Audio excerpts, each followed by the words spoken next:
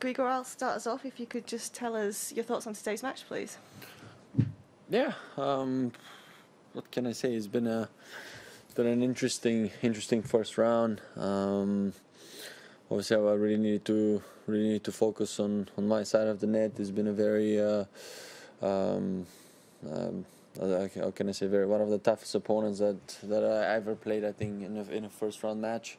So I really had to get out of the blocks very fast and very aware of what was happening around. So yeah, I really had to stay focused, and I think the focus and the serve really were on point today, and that made the biggest difference.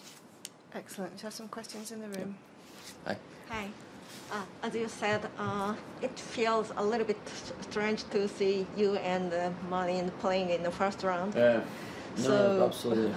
Yeah, it's tough. It's tough. I mean, even after I saw him, I was like, man, it's not the easiest thing, but it happens. What can you do? In moments like that, you really gotta appreciate the player, appreciate the play, the moment, the opportunity you get again. So it's just there's a lot of like things that that you just cannot control, and I think that's one of them, who you play on the first rounds. And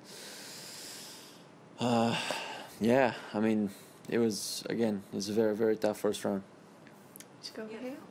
So obviously, like you said, a very tough first round, but do you almost feel that that's great preparation going into the rest of the tournament, given how great the performance was today? I always liked the tough first rounds, but that was a little extra, I would say, to start off. Of course, I mean, I'm very conscious about it, and I'm really trying to focus on whatever I can get next to play, and basically my preparation, the way I'm going on my days, and the way I'm building up my routines for this year. It's been a while since I've been competing on really back-to-back weeks or matches or anything like that. So I've been looking to get that sensation back, that feeling back.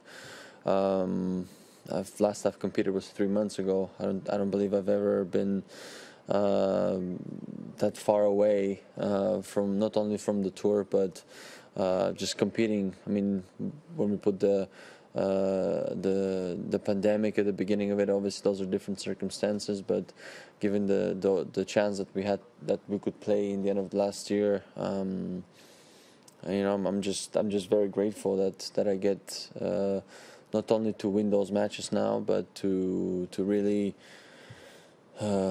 appreciate those moments, and even the days that you just practice, they really mean a lot to me, more so than I'd say than it has been in a really long time. So that's why right now I'm just staying in the moment, appreciating what is happening, appreciating getting to play more matches. So keep things simple.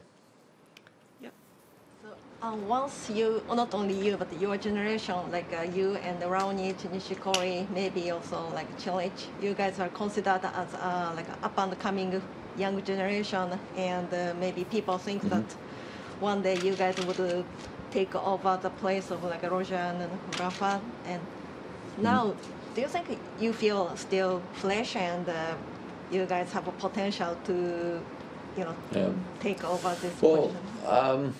I don't know. I think each on their own. I mean, I cannot speak. I can only speak of from myself and from experiences that I had. I mean, all these players that you just mentioned, for me, they're still the top of the players. I mean, they can absolutely produce at any given day amazing tennis, amazing matches, amazing wins, given the circumstances. Of course, a lot of we've struggled. There were some times that we've struggled with different I would say type of I don't know, problems or whatever you want to call it. But I never ruled these guys out until they hung the rackets. That's just how it is. The same thing for me. I mean, I've been number 3 in the world. So if you can ask me if I can come back there, yes, I believe I can.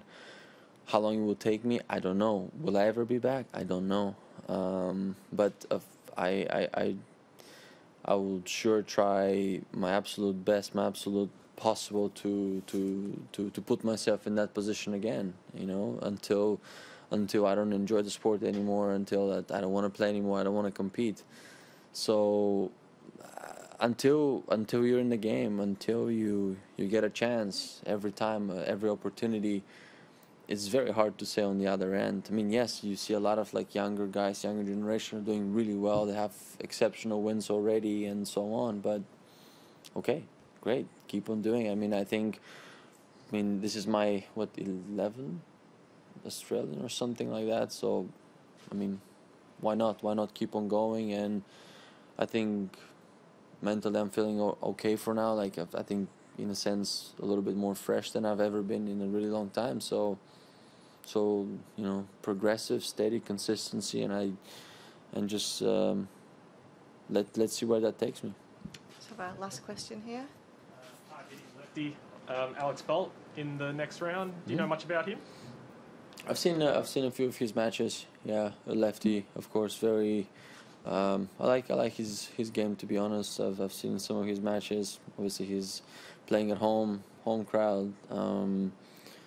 So yeah, I mean, I think, as I said, this moments that I get to play out there, I really try to focus on what I'm gonna be doing out there. I want to control what I can, my game, the way I'm gonna progress, the way I'm gonna play and go on with my match. So this is gonna be, I think, the priority right now, and yeah, hopefully have another good one.